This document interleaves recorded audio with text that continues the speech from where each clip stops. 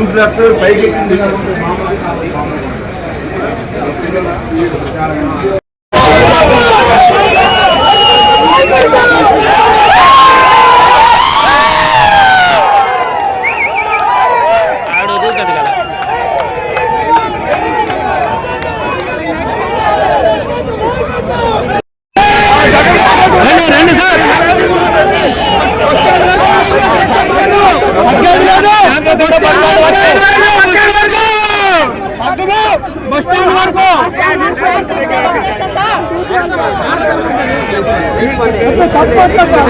Bus stand वరకు వెళ్ళండి bus stand वరకు వెళ్ళండి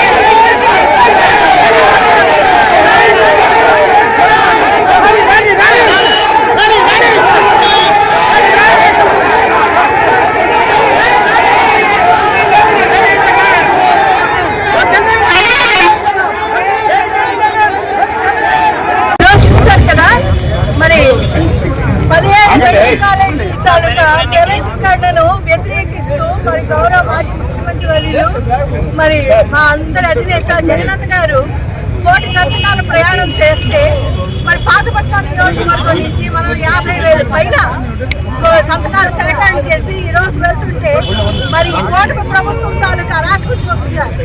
పోలీసుల్ని పెట్టుకొని అడ్డగించేస్తున్నారు. కానీ అప్పటికి మేము చాలా దూరం వరకు వెళ్ళాం. ఈ ఉద్యమం ఆగేది కాదు, ప్రజా ఉద్యమం ఇది.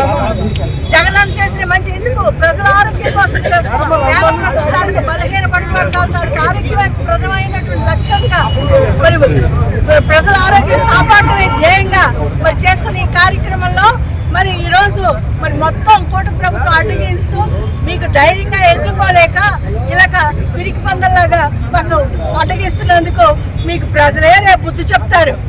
ఈ పిరికి తాలూకా ఈ పిరికి లక్షణాలు మరి మీరు ఎప్పటికి కూడా పైకి రాలేరు. ప్రజల ఆరోగ్యమే మాకు ముఖ్యం. పేద ప్రజల సంక్షేమమే మా జగనన్న తాలూకా ధ్యేయం. పేద బలహీన బడుగు వర్గ జాతులు పేదవాళ్ళకి మంచి చేయడమే జగనన్న కర్తవ్యం. మరి ఈరోజు గౌరవ మాజీ స్పీకర్ గారు పెద్దలు తమ్మినేని సీతారాం గారు కూడా ఈ ర్యాలీకి వచ్చి అటెండ్ చేస్తే మరి కూటమి ప్రభుత్వం మరి ఇక్కడ తెలుగుదేశం ఎమ్మెల్యే మామిడి గోవిందరావు కానీ మరి ముఖ్యమంత్రి గారు చంద్రబాబు నాయుడు గారు మరి ఈ ప్రభుత్వమే అంటే ప్రజల దళాన్ని నొక్కివేయాలని చూస్తున్నారు. మీరు రావాలి మామయ్య గారు అని చెప్పేటప్పుడు తప్పనిసరిగా వస్తారమ్మా అన్న.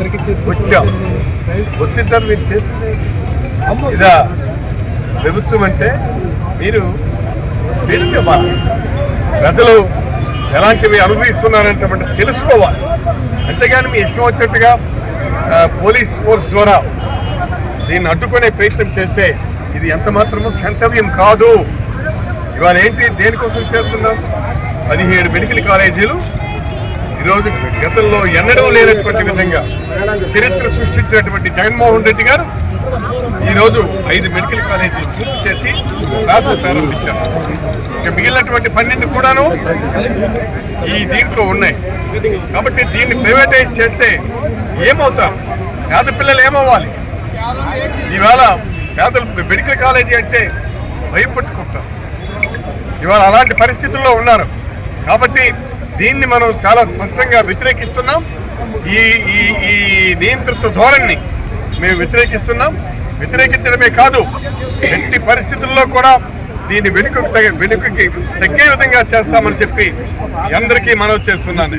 అంతేకాదు మనం ఇవాళ